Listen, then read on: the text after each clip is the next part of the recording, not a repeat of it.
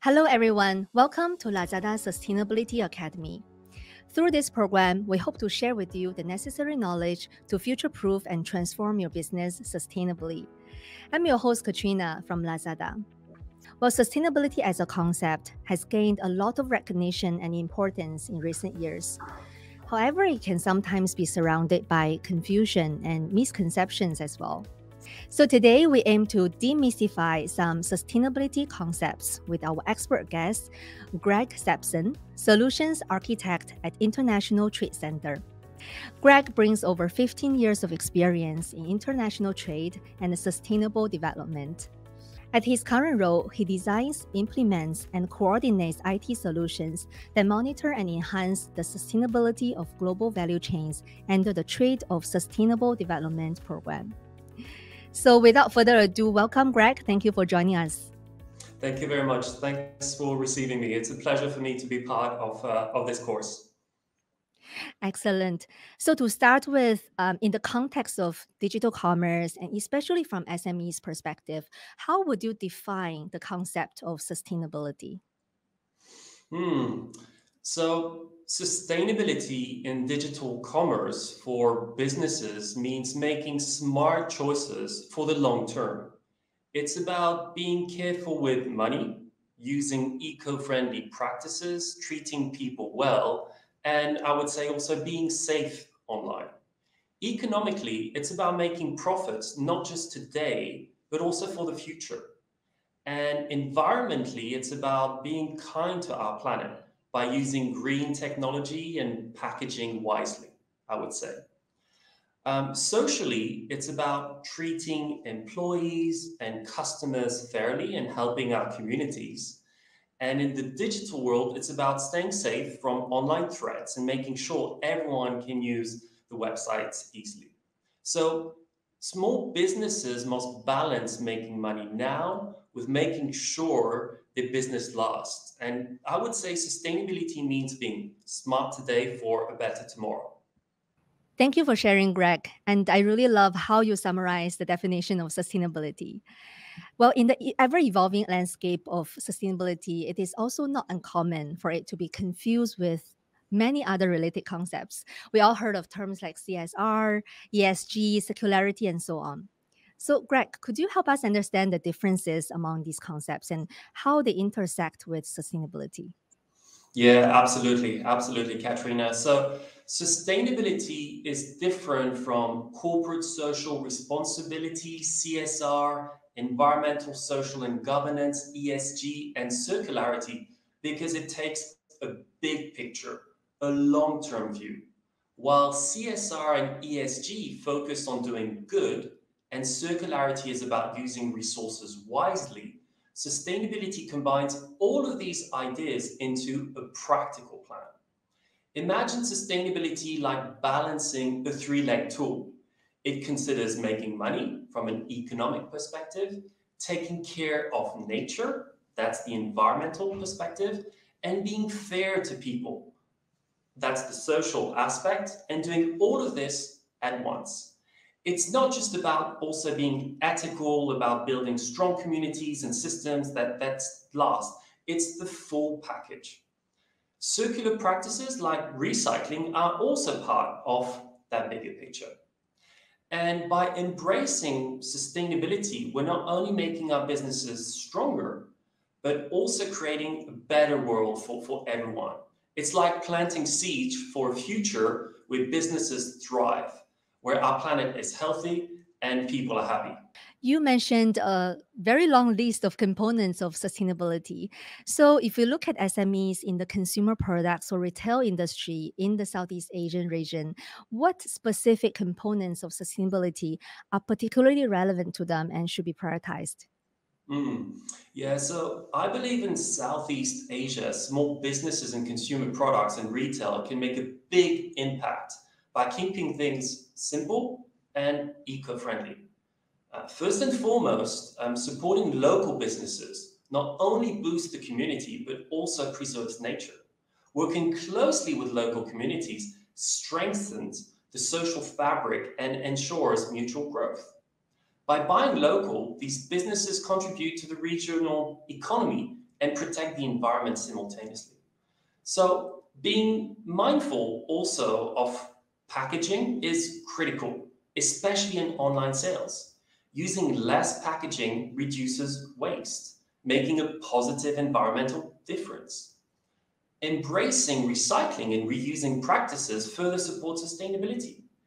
Encouraging recycling among your customers and finding creating ways to reuse products can benefit the environment, but also showcase your business's commitment to eco-friendly practices. There is also one other element which could be of interest and which is currently on the rise. It's getting certified, getting compliant to some certifications, such as organic, and using labels to inform your customers about eco-friendly efforts to build trust and credibility. So to move forward, I really think it's important for businesses to embrace such sustainability considerations to flourish in their industry. As I also briefly mentioned in the introduction, we know that sustainability is gaining a lot of attention nowadays. So, Greg, based on your experience and from your perspective, what do you believe is driving this growing focus on sustainability? Yeah, sustainability is getting more attention nowadays. You're right, Katrina, especially among also businesses, and it's for several reasons. So people are worried about the environment, which is making companies think about how they operate. Customers also prefer businesses that are kind to the environment and care about society. So being eco-friendly is becoming really important for companies. Governments are making rules that engage businesses to be more eco-friendly too. And for small businesses, being sustainable isn't just a rule to follow. It can also be profitable to them. If they use resources wisely and produce less waste, they can actually save a lot of money, which is great for their business. Having a good reputation also, I think nowadays is critical, especially with all these social media going around. And business that show that they care about the environment and society tend to have more loyal customers. Plus, companies that follow sustainable practices can get financial help more easily. Banks and investors are more likely to support businesses that are eco-friendly, offer them better deals or loans. So this support helps small businesses stay strong and even grow. I would say that lastly, being sustainable also encourages new ideas. Companies that try to be eco-friendly often come up with smart and creative solutions to problems. It's creativity that not only meets the demands of the market, but also keeps small businesses in the competition. So sustainability isn't just a trend, I would say, Katrina. It's a smart choice for small businesses aiming for long-term success. Thank you, Greg. Thank you for sharing the driving forces behind the growth on sustainability. And I love the fact that you share about the potential business benefits that is very important for SMEs. Now, when we talk about sustainability, there are sometimes myths or misconceptions surround sustainability, Mhm. probably also due to the very evolving nature of this space. So, drawing from your experience, what are some common misconceptions about sustainability that you have come across? And maybe you can help us shed some light on the reality behind them. Yeah, absolutely, Katrina. I'd be delighted to do so. I think I would focus my answer on three myths, and these are the ones I've been seeing the most, with dealing with businesses. So the first myth revolves around the idea that sustainability is only for large corporations. And in reality, even small e-commerce businesses can integrate sustainability into their operations. For instance, a family-owned online shop that sells handmade crafts can use eco-friendly packaging materials and source raw materials locally, supporting both environmental sustainability and the local community. By embracing sustainable practices, these small businesses demonstrate that size is not the barrier to making environmentally conscious choices. So it's not only for the large corporations. You can also really make a difference. I think the second myth that I see most frequently is that sustainability is too expensive. However, there are cost-effective ways to be sustainable. For instance, a micro e-commerce stores can partner with local courier services that offer carbon neutral shipping options. And by offsetting their carbon emissions, these businesses can demonstrate their commitment to the environment without significantly impacting the budget. Additionally, a small e-commerce business can opt for pre-owned or recycled packaging materials, reducing costs while promoting recycling efforts. By making such choices, these businesses show that sustainability can be achieved with a limited budget. And thirdly, one thing that's really important is that sustainability is not just marketing. When businesses actively engage in environmental initiatives, such as organizing community cleanup events or contributing a portion of their profits to local environmental causes, these prove their genuine commitment to sustainability.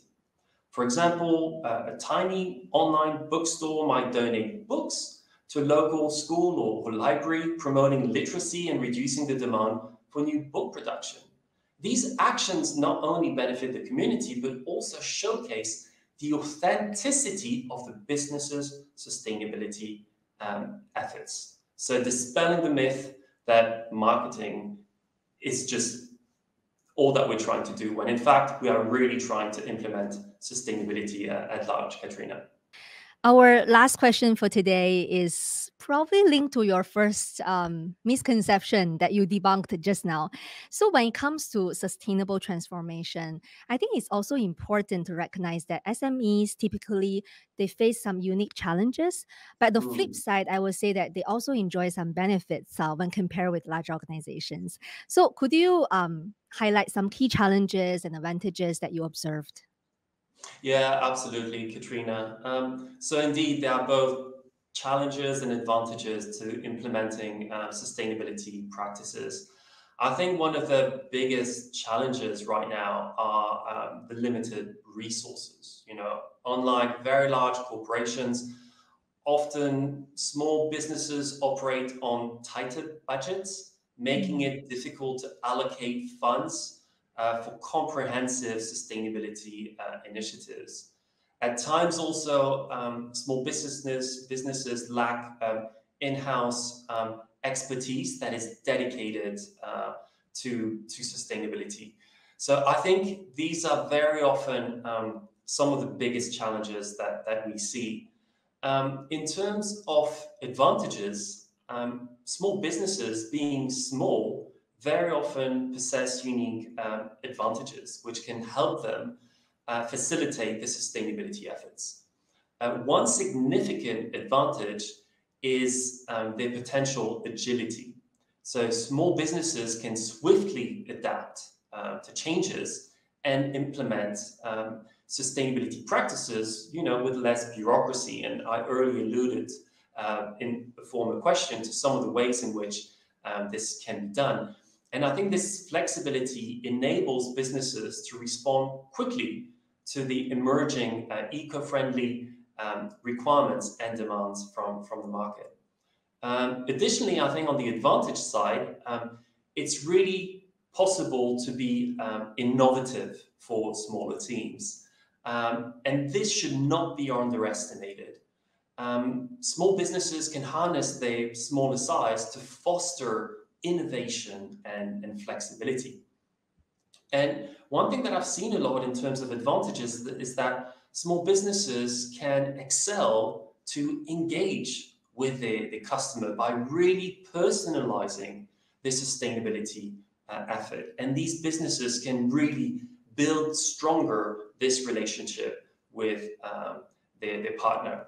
And lastly, I would say that on the advantages side, small businesses can tap into niche markets by specializing some sustainable products and services, catering to consumers that are seeking these ethical and eco-friendly options. So there is a balance between challenges and advantages, but if taken, holistically, it can be a true advantage.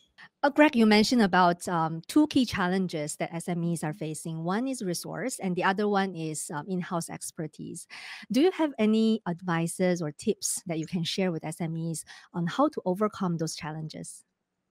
Yeah, absolutely, Katrina. So when it comes to the limited resources, sustainability is an investment in the long term, right? You may have high costs now, but you may have more benefits in the future. So it should be seen within that framework. Now, in order to possibly compensate to the additional costs that may arise when implementing sustainability practices, there are banks that are willing to provide some more advantageous loans to businesses that implement sustainability practices. And sometimes those rates from the banks can be very low. So this is one way in which you can counteract against this limited resources at the beginning of the program.